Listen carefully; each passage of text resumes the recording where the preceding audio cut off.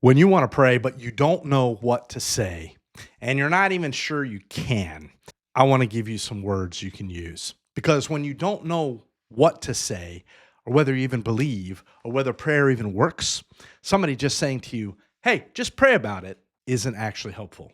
So, in this video, I want to give you one simple prayer you can use today. One that's honest, that's grounded, that believes the future is open, and it's between you and the God who loves you so much, no matter what. Maybe you used to pray all the time. Maybe you haven't prayed in years. Maybe prayer got all tangled up with guilt and religious pressure and church hurt, disappointment, or suffering that made you wonder where God was in all this. Or maybe you still want God, but when you think about prayer, you're like, I don't even know what to say. Does prayer even work? Am I doing this right or am I doing this wrong? So, my friends, when prayer feels like that, you're not failing. You may be carrying too much along with having some real questions. And a lot of us were handed some very confusing and heavy ideas about prayer. So, I want to make it simpler, but not shallow. A lot of us were taught directly and indirectly that prayer has to sound a certain way, like you need the right words always, the right feeling, the right belief level, the right religious tone. And if you don't have all of that, then maybe your prayer just simply doesn't count, or maybe God won't hear it, or maybe you're not somehow spiritual enough for it to work. But I don't think that's the way of Jesus. Prayer is not performance. It's not magic. It's not a trick to get God to do what you want. So, what is it? Well, prayer is honest conversation with God who loves you. God listens, responds, and then invites you to respond. That's the heart of prayer. Prayer is not pretending you feel something that you really don't feel. It's not trying to impress God. It's not trying to impress other people. It's not using religious language to cover up what's actually going on inside of you. It's not a one way conversation with some distant, unmoved, controlling God.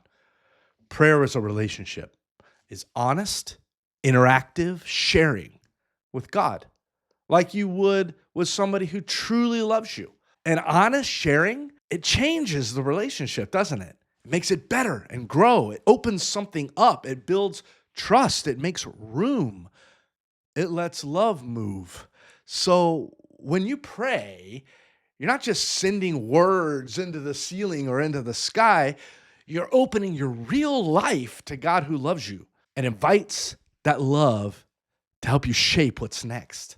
And even when you're sharing and it's painful, even when you may not understand why something happened, or even when all you have is God, I don't know what to say and I do not understand. That counts. That may actually be one of the most honest prayers we can make. So when you look at Jesus, he was not impressed by religious performance. He pushed back on prayers that were mostly about being seen or sounding impressive, proving how spiritual you were. Jesus kept pointing people back to something very simple, something honest and humble and true and loving. So if your prayer is short or messy or uncertain or full of questions, I don't believe God is offended by that.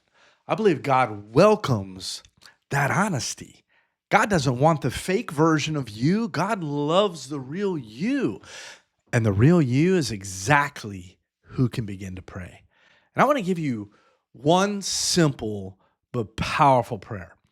When you don't know what to say, don't try to make up something impressive.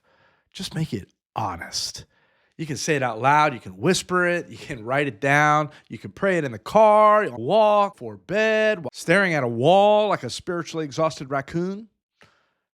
I mean, no judgment. That might be your prayer closet. But seriously, before we pray it, here's the simple idea underneath of it. Prayer is not you trying to control God. Prayer is not trying to figure out some hidden script God already wrote for your life. Prayer isn't pretending everything is fine. Prayer is opening your real life to a God who loves you and listens and responds and invites your cooperation. Here's the prayer. God, I don't always know what to say.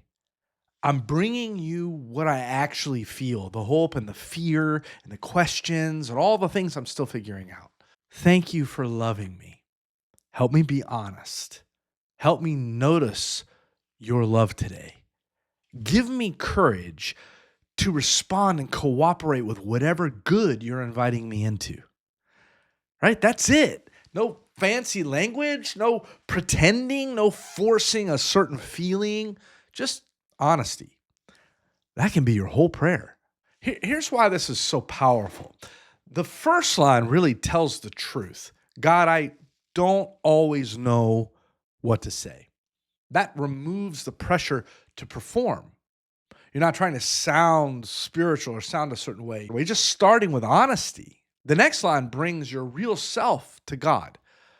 I'm bringing you what I actually feel, all those hopes and fears and those questions, the things I'm still figuring out.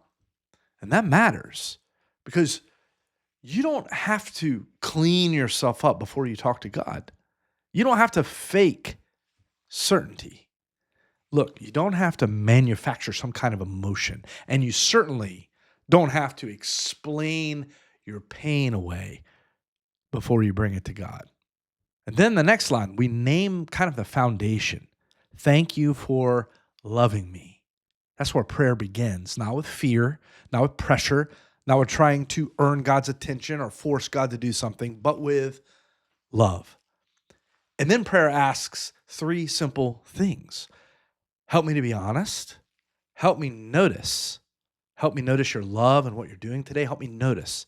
And give me courage to respond to whatever good you're inviting me into. That's important because prayer is not passive.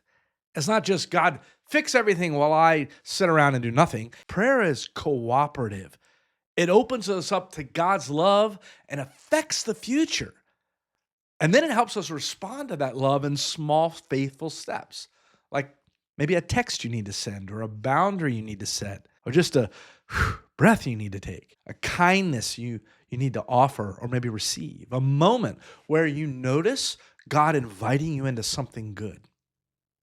My friends, prayer changes the future, and that is powerful.